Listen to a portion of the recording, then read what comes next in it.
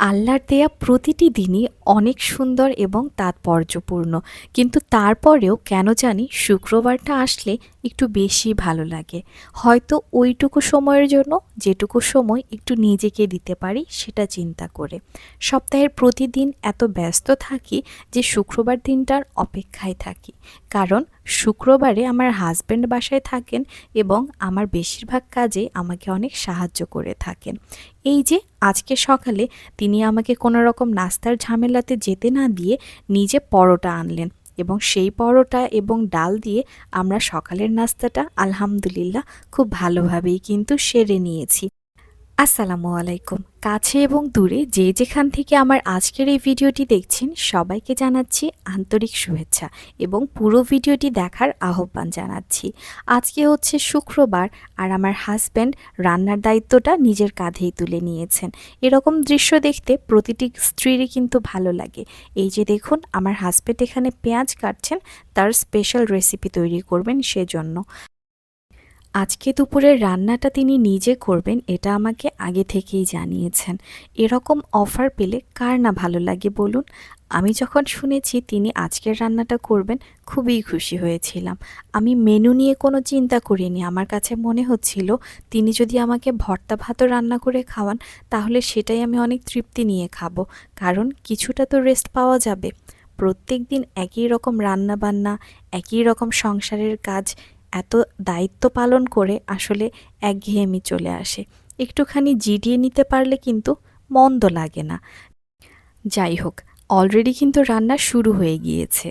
আজকে দুপুরের মেনুতে থাকছে বিরিয়ানি, এবং তার জন্য প্রথমে মাংসটাকে তিনি রান্না করে নিচ্ছেন, এবং সেই জন্য এখানে ভালোভাবে পেঁয়াজটাকে ভেজে নিয়ে সব রকম মশলা অ্যাড করে দিচ্ছেন।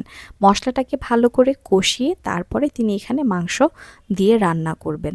মাংস অনেকেই মশলা কষিয়ে রান্না করেন, আবার অনেকেই সব কিছু দিয়ে হাতে মাখিয়ে তারপরে রান্না করেন।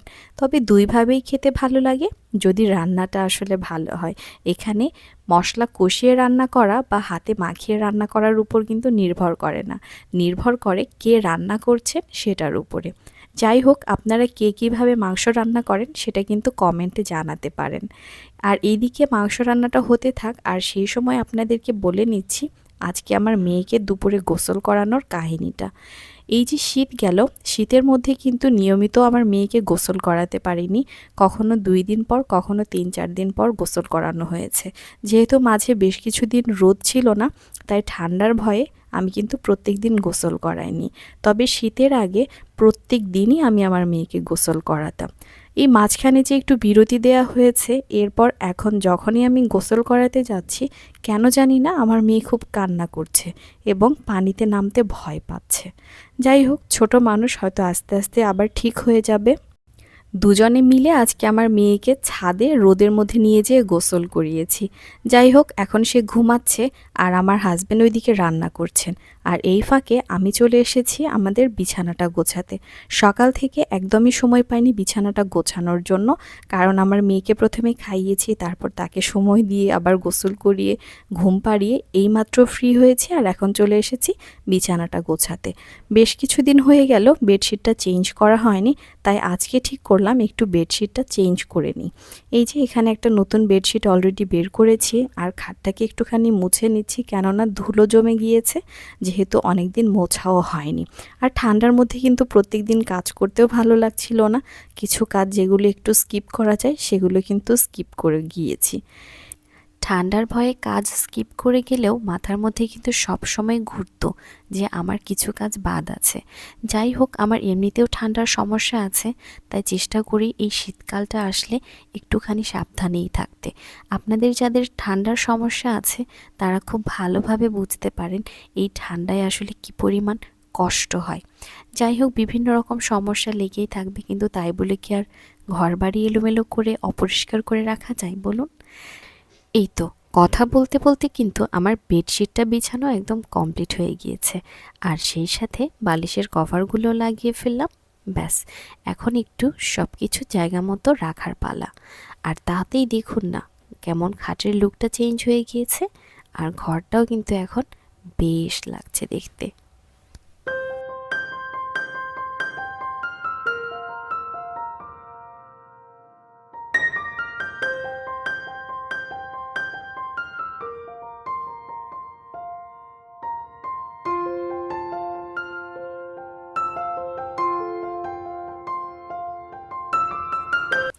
বিছানাটা গুছিয়ে চলে এলাম রান্নাঘরে, এটা দেখার জন্য যে রান্না আসলে কত দূর এগোলো।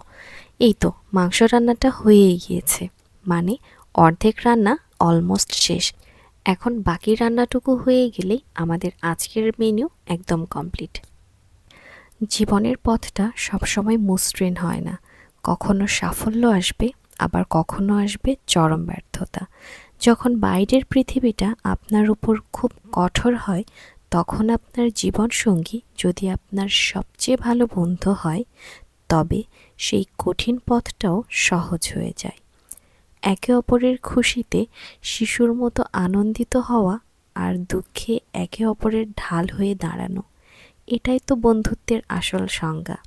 আমরা বন্ধুদের সাথে যেমন মন খুলে আড্ডা দিই, হাসাহাসি করি, ঠিক সেই পরিবেশটা যদি নিজের ঘরে তৈরি করা যায়, তবে কিন্তু কোনো তৃতীয় ব্যক্তির দরকার পড়ে না। বিয়ের কবুলনামা অধিকার দেয়, কিন্তু বন্ধুত্ব দেয় আশ্রয়। একজন ভালো সঙ্গী হওয়ার আগে একজন ভালো শ্রোতা হওয়া খুব জরুরি।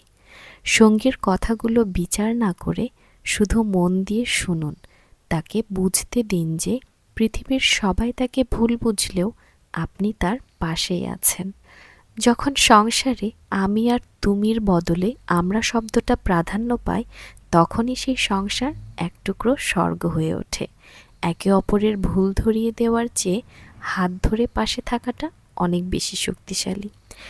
আর এই দিকে তৈরি হয়ে গেল আজকের দুপুরের খাবার, গরম গরম বিরিয়ানি আর সাথে বেগুন ভাজা। একটা সুন্দর মুহূর্ত তৈরি করতে খুব বেশি কিছুর প্রয়োজন হয় না, অনেক অল্প জিনিসেও অনেক স্পেশাল মুহূর্ত তৈরি করা যায়, যদি সেখানে থাকে ভালোবাসা আর মায়া। আজকে দুপুরের খাবারটা অনেক তৃপ্তি করে খেয়েছি, কারণ রান্নাটা হয়েছিল অসাধারণ।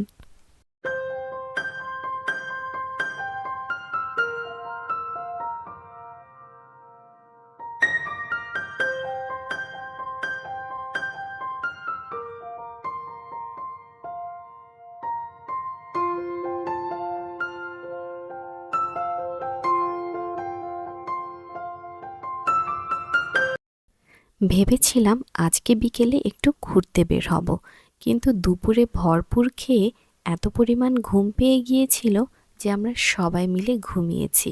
আর যখন ঘুম থেকে উঠেছি তখন প্রায় সন্ধ্যা।